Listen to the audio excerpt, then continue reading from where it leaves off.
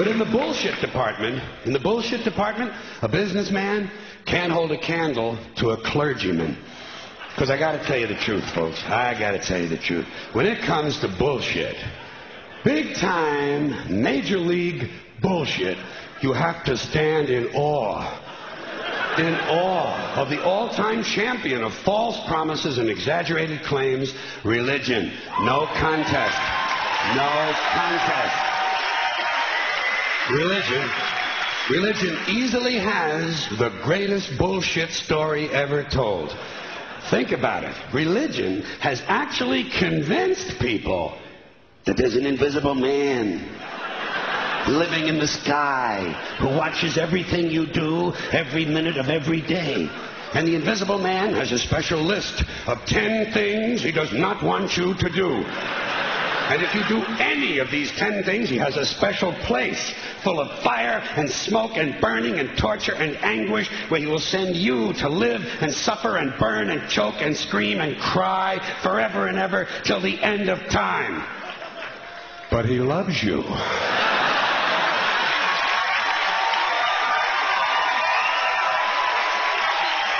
He loves you. He loves you and he needs money. He always needs money. He's all powerful, all perfect, all knowing, and all wise. Somehow, just can't handle money. Religion takes in billions of dollars. They pay no taxes, and they always need a little more. Now, you talk about a good bullshit story. Holy shit.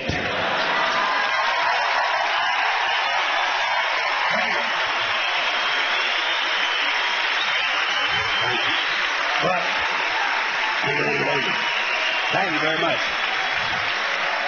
But I want you to know something. This is sincere. I want you to know, when it comes to believing in God, I really tried. I really tried. I tried to believe that there is a God who created each of us in his own image and likeness, loves us very much, and keeps a close eye on things.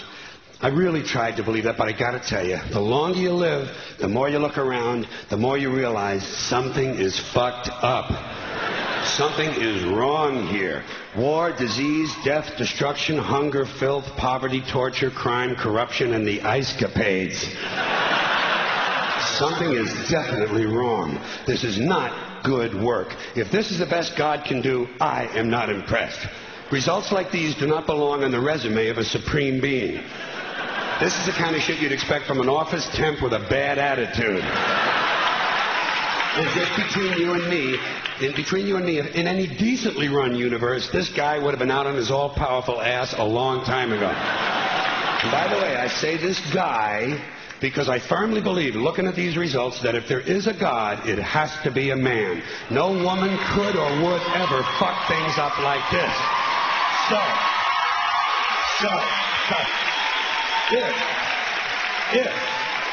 If there is a God, I think most reasonable people might agree that he's at least incompetent and maybe, just maybe, doesn't give a shit.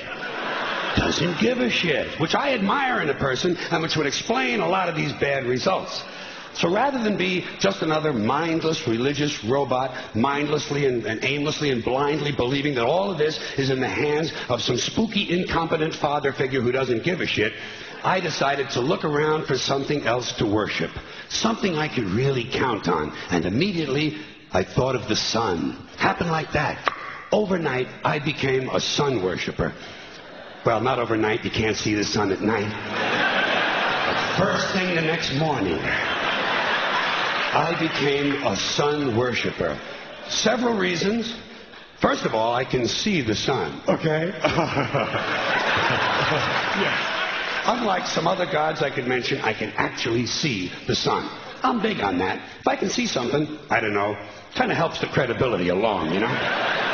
So every day I can see the sun as it gives me everything I need. Heat, light, food, flowers in the park, reflections on the lake, an occasional skin cancer. But hey, at least there are no crucifixions, and we're not setting people on fire simply because they don't agree with us.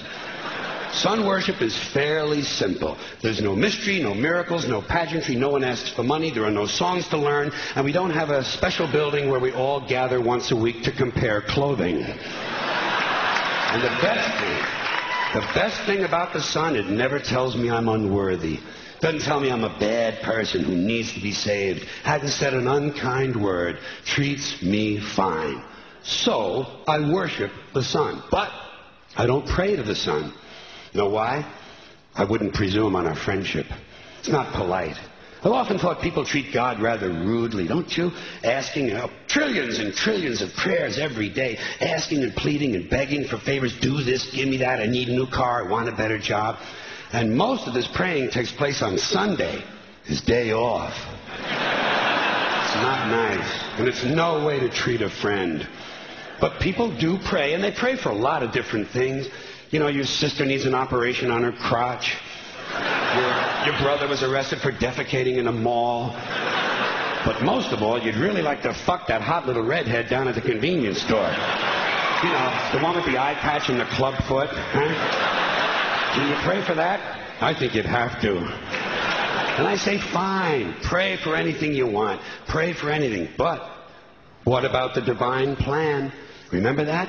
The divine plan. Long time ago, God made a divine plan. Gave it a lot of thought, decided it was a good plan, put it into practice. And for billions and billions of years, the divine plan has been doing just fine. Now you come along and pray for something. Well, suppose the thing you want isn't in God's divine plan. What do you want him to do? Change his plan? Just for you? Doesn't it seem a little arrogant? It's a divine plan. What's the use of being God if every rundown schmuck with a $2 prayer book can come along and fuck up your plan? And here's something else, another problem you might have. Suppose your prayers aren't answered. What do you say? Well, it's God's will. Thy will be done. Fine. But if it's God's will and he's going to do what he wants to anyway, why the fuck bother praying in the first place? Seems like a big waste of time to me. Couldn't you just skip the praying part and go right to his will? It's all very confusing. So to get around a lot of this, I decided to worship the sun. But, as I said, I don't pray to the sun. You know who I pray to? Joe Pesci. Joe Pesci. Joe Pesci. Two reasons. First of all, I think he's a good actor, okay? To me, that counts. Second, he looks like a guy who can get things done. Joe Pesci doesn't fuck around. Doesn't fuck around. In fact, Joe Pesci came through on a couple of things that God was having trouble with. For years, I asked God to do something about my noisy neighbor with the barking dog. Joe Pesci straightened that cocksucker out with one visit. It's amazing what you can accomplish with a simple baseball bat. So I've been praying to Joe for about a year now. And I noticed something. I noticed that all the prayers I used to offer to God and all the prayers I now offer to Joe Pesci are being answered at about the same 50% rate. Half the time I get what I want, half the time I don't. Same as God, 50-50. Same as the four-leaf clover and the horseshoe, the wishing well and the rabbit's foot. Same as the mojo man. Same as the voodoo lady who tells you your fortune by squeezing the goat's testicles. It's all the same, 50-50. So just pick your superstition, sit back, make a wish, and enjoy yourself. And for those of you who look to the Bible for moral lessons and literary qualities, I might suggest a couple of other stories for you. You might want to look at The Three Little Pigs. That's a good one. Has a nice, happy ending. I'm sure you'll like that. Then there's Little Red Riding Hood, although it does have that X-rated part where the big bad wolf actually eats the grandmother, which I didn't care for, by the way. And finally, I've often always drawn a great deal of moral comfort from Humpty Dumpty. The part I like the best, all the king's horses and all the king's men couldn't put Humpty Dumpty back together again. That's because there is no Humpty Dumpty and there is no God. None, not one, no God, never was. In fact, I'm going to put it this way. If there is a God, may he strike this audience dead. See, nothing happened. Nothing happened.